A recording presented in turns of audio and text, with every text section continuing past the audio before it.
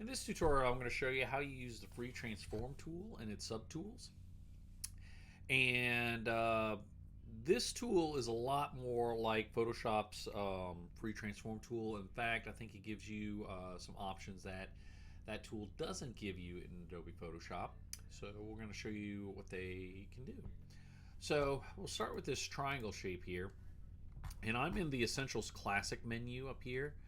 So on that menu, you'll see that I have a free transform tool, and when I click on it, it gives me a subset.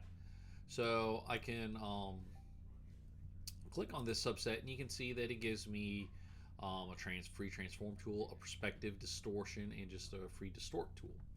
So if I select the perspective distortion, obviously it's going to look like it's rotating it. But when I float over a corner, you'll see that it gives me the perspective tool. So when I click and drag, it allows me to put things into perspective. You can do it with text as well, but text it's a little different. So I'll select my text here, and I'm going to double click on my free transform tool. I'm going to select the perspective again, and nothing happens.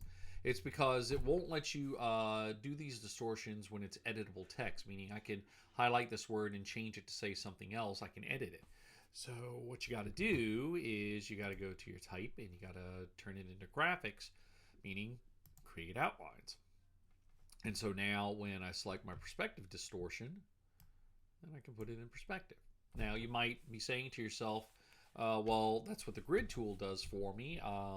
However, the grid tool, I can do this with my perspective, and you got to make sure you're using like the 1 point grid in the grid tool if you want to do something like this. And the other thing that you can do is with the free distortion tool is similar to like Photoshop. I can adjust this, and I can create perspective without the perspective grid, and I can actually match this up to fit shapes. So if there was a 3D shape that I was trying to match this to make it fit to, then this would be the tool that you use it for. So this is how we use the free transform tool in Adobe Illustrator.